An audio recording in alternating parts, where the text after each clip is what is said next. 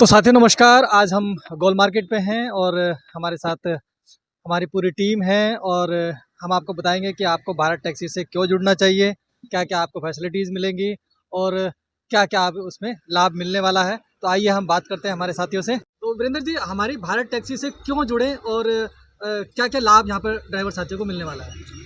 देखिए नरेश जी, भारत टैक्सी से हमें जुड़ने चाहिए और सभी साथियों से मैं कहना चाहूँगा कि भारत टैक्सी ही चलाने चाहिए, क्योंकि जो ऐप बेस्ट आज तक जो कंपनियां हैं इन्होंने ड्राइवरों का शोषण किया है।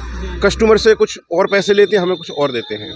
जैसे कि होली, दिवाली, दशहरा, कोई शादी माहौल आता है जब इनके रेट हाई हो जाते हैं, ठीक है। और जब नॉर्मल टाइम चलता है उस टाइम पे अपना रेट बिल्कुल कम कर देते हैं, 7 रुपये 8 रुपये किलोमीटर। ये बहुत ही गलत है, इन कंपनियों को ऐसा नहीं करने चाहिए। इसी की वजह से भारत टैक्सी अपने दिल्ली एनसीआर में लॉन्च हो चुकी है। तो ये भारत टैक्सी जो है क्या है, किस तरह, क्या ओला उबर की तरह ही ये काम करती है या कुछ इसका अलग मॉडल है? नहीं, इसका भारत टैक्सी का अलग मॉडल है। जैसे कि इसका जो प्राइस है ये गवर्नमेंट से अप्रूव्ड है, जो सरकारी किराया है वो भारत टैक्सी हमें देगी, ठीक है। दूसरी चीज़ ये है कि इसमें कोई सर्च चार्ज नहीं है।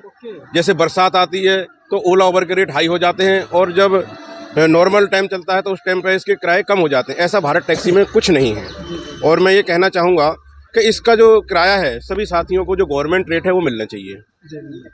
जी चलिए, तो जैसे कि हमें बताया गया है कि यहाँ पर ड्राइवर को मालिक बनाया जा रहा है, ड्राइवर का पूरा जो सोशल सिक्योरिटी है वो उसको प्रोवाइड की जा रही है। किस तरीके से वो प्रोवाइड करें? देखिए, उसमें ऐसा है कि जो हम आज तक ऐप बेस्ट कंपनियों को कमीशन देते थे जी, वो कमीशन हमें किसी को नहीं देना पड़ेगा, वो डायरेक्ट ड्राइवर को दिया जाएगा। जी। और दूसरी चीज़ ये है कि बिल्कुल इसकी ट्रैकिंग होगी। जैसे कई बार क्या होता है, कोई भी कस्टमर कोई बैग भूल जाता है, कोई मोबाइल भूल जाता है, तो ये ऐप बेस्ट कंपनियां हैं, इसमें जो गाड़ी चलाते हैं तो कई ड्राइवर ऐसे होते हैं कि वो मोबाइल रख लेते हैं। हाँ, इसमें ऐसा कुछ नहीं होगा और बाकायदा ड्राइवर की पूरी सिक्योरिटी होगी। जैसे कई बार क्या होता है कि ड्राइवर के पास ड्यूटी आती है, वो लेके चला जाता है। पहले तो ये बेस्ट कंपनियां ड्रॉप लोकेशन नहीं दिखाती थी, हम लोगों ने काफ़ी फोर्स किया, काफ़ी मेहनत की, तब इन्होंने ड्रॉप लोकेशन दिखाया। और ड्राइवर को कहीं भी ले जाके पैसे नहीं देना, उसको लूट लेना, उसकी गाड़ी छीन लेना, उसको मारपीट कर देना। हमारे कई ड्राइवर शहीद हो चुके हैं। इसमें ऐसा नहीं होगा, बिल्कुल पूरी सिक्योरिटी होगी, गवर्नमेंट के अधीन चलेगी ये, किसी प्रकार का इसमें कोई धोखाधड़ी नहीं होगी। यानी कि कुल मिला के बाकी जो ऐप्स हैं उनसे कहीं ज़्यादा यहाँ पर फायदा ड्राइवर को मिलेगा। बिल्कुल फायदा है और मैं तो यही कहूँगा कि सभी साथियों को भारत टैक्सी ही चलाने चाहिए। लेकिन इसमें एक पॉइंट है कि जो भारत टैक्सी का जो फेयर है वो जो गवर्नमेंट ने अप्रूव कर रखा है वही इनको करना चाहिए।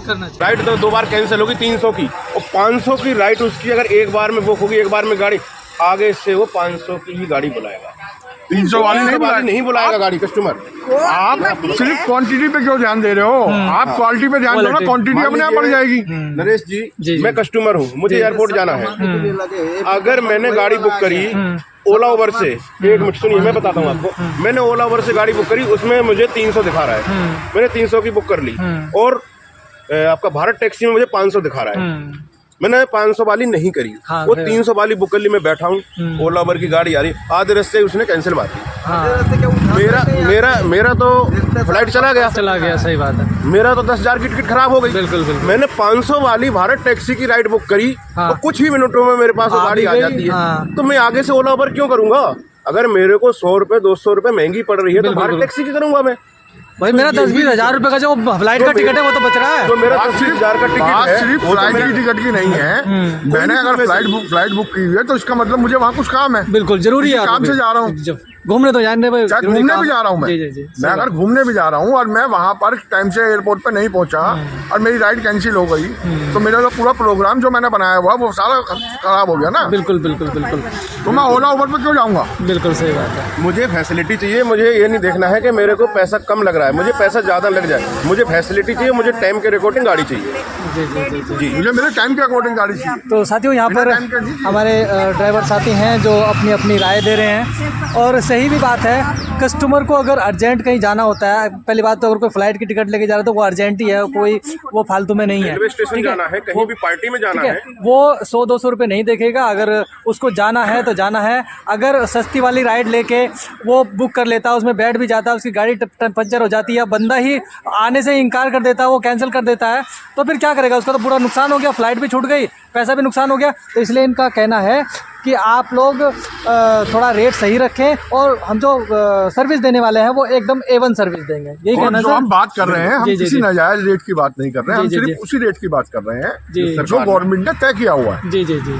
हम किसी क्या कहते हैं नाजायज रेट नहीं कि गवर्नमेंट ने 20 रुपये तय किया हुआ तो हम 40 रुपये मांग रहे हैं। ये बहुत बढ़िया है। बिल्कुल गवर्नमेंट रेट से यहाँ पर चाह रहे हैं कि गवर्नमेंट रेट से ही करें। सर्विस देने के लिए बिल्कुल तैयार हैं। हम कोई भी राइड भारत टैक्सी की कैंसिल नहीं करेंगे, चाहे वो किसी भी गली की हो, कहीं की भी राइड हो, लेकिन हमें जो सरकार ने तय किया है वो रेट हमें मिलने चाहिए। जी जी। हमारा कोई भी साथी राइड कैंसिल नहीं करेगा। जी जी। नरेश जी, एक सीधा कारण बता दीजिए मुझे जी जी कि मुझे अगर इसी रेट में गाड़ी चलानी है, हाँ, और यही मुझे प्राइवेट बाइक टैक्सी से इन सब से वो सब ये सब करना है मुझे, हाँ, तो ये पहले जो ऐप चल रहे हैं इसमें और भारत टैक्सी में क्या अंतर रह गया? ओके, यानी कि एक डिफरेंट बनाना जरूरी है। डिफरेंट बनाना जरूरी है। आप मुझे सीधी सी बात बताइए कि ओला उबर के टाइम पे ब्लू स्मार्ट आई थी। हाँ बिल्कुल आई थी या नहीं आई थी?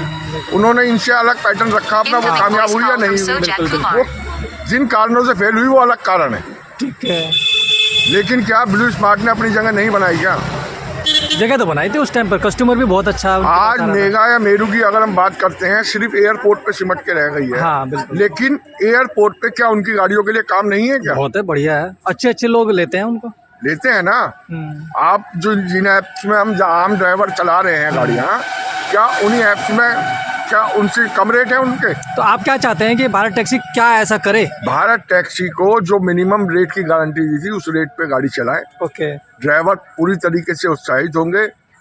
आने वाले टाइम में अभी हम महीने 2 महीने के लिए मान सकते हैं कि हमारे पास राइडें कम आएंगी या नहीं आएंगी। जी जी जी। मैं कहता हूँ बिल्कुल नहीं आएंगी। जी जी जी। लेकिन जब हम कस्टमर्स को समझाएंगे, बात करेंगे जी, तो काम तो होना चालू होगा ना। जब हम उनको बढ़िया सर्विस, जब हम इन ऐप्स में सर्विस ना देके अपनी बढ़िया सर्विस जब हम भारत टैक्सी में देंगे तो कस्टमर क्यों नहीं बुक करेगा? बिल्कुल। इन्हीं ऐप्स में आज से 3 साल पहले या कोरोना से पहले की अगर आप बात करें तो कस्टमर पैसा नहीं देता था? बिल्कुल दे रहा था। वही कस्टमर है ना। जी जी जी। फिर जी, तो अभी आप यहाँ पर देख रहे हैं कि हमारे जो ड्राइवर साथी हैं वो अपनी अपनी राय दे रहे हैं और उनका मानना है कि हम अपनी जो सर्विस है A1 नंबर सर्विस देंगे और कस्टमर को हर संभव कोशिश करेंगे उनको टाइम से पहुंचाया जाए, उनको अच्छी सर्विस दी जाए, लेकिन हमारा रेट भी अच्छा होना चाहिए। अच्छी सर्विस अच्छा रेट, ये हमारा जो है नारा रहेगा। जय हिंद, जय भारत। नरेश कुमार।